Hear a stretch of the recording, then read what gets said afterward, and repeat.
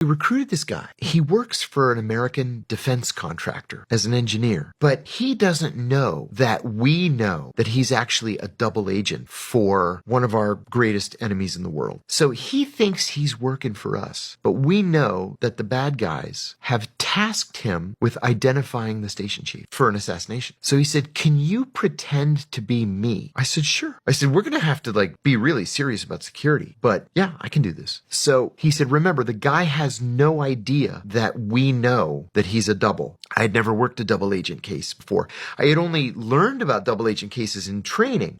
Oh, this is very rare, but in case this happens, here's what you do, and, all that. So he triggers a meeting, or the original handler triggers the meeting, and the guy comes, and I said, "Hi, my name's Nick. You wanted to meet the chief? You met him. Hi, nice to meet you, Nick. Am I going to be dealing with you from now on?" I said, "Yes. We believe that you're important enough that I'll handle you directly." And he's like, "Okay, that's what I wanted." And I said, "Okay, well, in this introductory meeting, let's just go over the basic stuff. We'll go over security and surveillance detection, and a communications strategy." So I had what he didn't know was at the time called a tri-band cell phone. Cell phones were still very new, and this tri-band cell phone, it was a local number in that country, but it would ring no matter where I was in the world. Revolutionary idea at the time. You didn't have to put in 20 digits. It was just a local number. So he thought that I was there all the time. In fact, I'm in Washington. But if he needed me, the phone would ring. So I said, "Here's my number. So you have my direct number. Call me if you need anything. If you need to meet, you need to trigger a meeting, we'll come up with a plan. In the meantime, let's do this on such and such a date at such and such a hotel. And what I want you to do is plan out your surveillance detection route. Make sure that they're very sophisticated. And I want you to go rent a post office box. So in the event of an emergency where we can't reach each other by phone, you can send a message to the post office box. I'll go retrieve it, and I'll know where the next meeting should be held." Okay, so we shake hands. He shakes hands with the outgoing guy. Great. Now he's dealing with the station chief. Instead of doing a surveillance detection route, he drove directly to the enemy embassy. Directly. Now, if he had done a surveillance detection route, he may have seen that we had 4 cars with 8 officers on him. Never noticed it. Then they reported back to their capital, "He's in with the chief. He did it. He's in with the chief." So we're able to track their communication. So I go back out a month later. He rented the post office box. Then I go back out a month after that, and he did this thing for me, and he did that thing for me, and we're establishing a rapport. So I do this for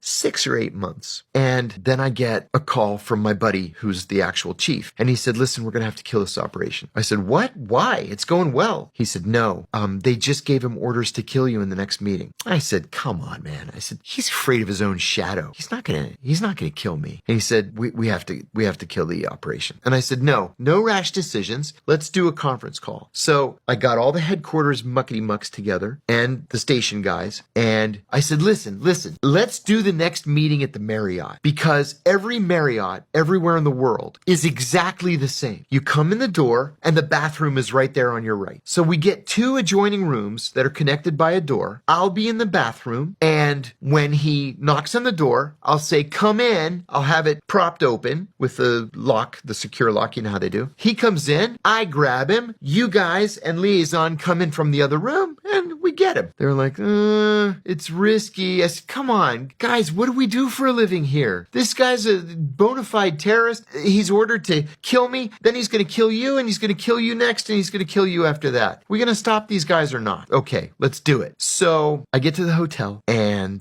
I'm waiting. And I got to the hotel hours early, which was the plan. And we've got our guys in the lobby. And one of them calls me from the lobby, and he said, "Bad news." He goes, "The bad guys are here in the lobby, and they've got at least 3 teams." I said, "Shit, I didn't expect that." The idea being, if he chickens out and doesn't shoot me, they're going to shoot me as I'm trying to escape. It's like, doggone it, we didn't consider that. We didn't think they'd have the guts to do it. We just thought that they wanted a degree of separation. I said, "Okay, so we can't use the front door, so we have to use the back door." And they're like, "Okay, he's coming in right now." And just as he's coming in, he calls me. And I never would tell him directly what room we're in. I would say, "Come up to the 4th floor." floor, or come up to the 5th floor. And then he would come up to the 5th floor and I'd say, I'm in room 211 or 815. Meet me in 5 minutes. And then I would take the elevator and he would take the stairs. So that way he didn't drag surveillance with him and then they try to kill me. So he calls me. He said, I'm here. I said, come up to the 8th floor. It was the top floor. Come up to the 8th floor. And he goes, okay. So he comes up to the 8th floor and I go, walk with me over to the stairs. So we walk over to the stairs and we go into the stairwell and I said, let's go up to the roof. He's like, what? I said, let's go up to the roof. He goes, I don't think I want to go up to the roof. I said, yeah, come on, let's go. He said, I'm uncomfortable going up to the roof. And I said, why? You think I'm going to throw you off the roof? Come on, let's go. We'll talk up there. It's a nice day. He goes, I don't want to go to the roof. I said, get up on the fucking roof. He said, you're scaring me. I said, and you're pissing me off. Get up on the roof. I don't think I like this. I don't like it. I don't like it. I go, what's your problem? I thought we're friends. You told me last time you were my brother. What do you think I'm going to do to you up there? I don't want to go up there. I go, get up on the roof. So one step at a time, he gets up to the roof. I said, now stay here for 5 minutes and meet me in room 550. And I said, you worry me sometimes. So I go back down. 5 minutes later, he knocks on 515. I said, come in. He comes in. I come out of the bathroom. I tackle him. Our liaison partners and our security guys bust in from the side room. I have him pinned down. And he's like, Allahu Akbar, Allahu Akbar. And he says, I'll fucking kill you. And I said, motherfucker. I said, do you think I'm so stupid that I didn't know you came here to kill me tonight? Do you think I'm so unprofessional that I don't know that you're a double agent? I said, you're the stupid one. You're the stupid one because your life is over now. Over. Allahu Akbar, he kept saying. I said, yeah, keep telling yourself that. See how far that gets you. But remember, bad guys are in the lobby and they're looking at their watches. Like, where is he? We haven't heard anything. So the plan we had come up with was our liaison partners give him a shot of Demerol and it knocks him out. Well, the truth is, people die in hotels every single day. So we put him on a gurney, we covered him up like a dead body, we took him out the back and put him in the ambulance. And we drove in an ambulance from the back door, the cargo, whatever, the garbage door, to their intelligence service headquarters. And when he came to, he was tied to a chair. So I said, now it's my turn, you fucking idiot. I said, your life is over. So now I'm going to ask you a question that's going to determine how the rest of your life is going to be spent. We know who you are. We know who you work for. And we know that you're in charge of the arms cache. So I want to know, where are the weapons? He's like, fuck you. I will never tell you, motherfucker. It's like, that's the wrong answer. He would never tell. So we all huddled. They put him in a cell and we all huddled together. And I said, listen, I have an idea. We know where he lives and we know that he has a safe in the hotel. He had referenced the safe a couple times. I said, I wonder if the arms are in the safe. And they were like, okay, but how do we get into the hotel,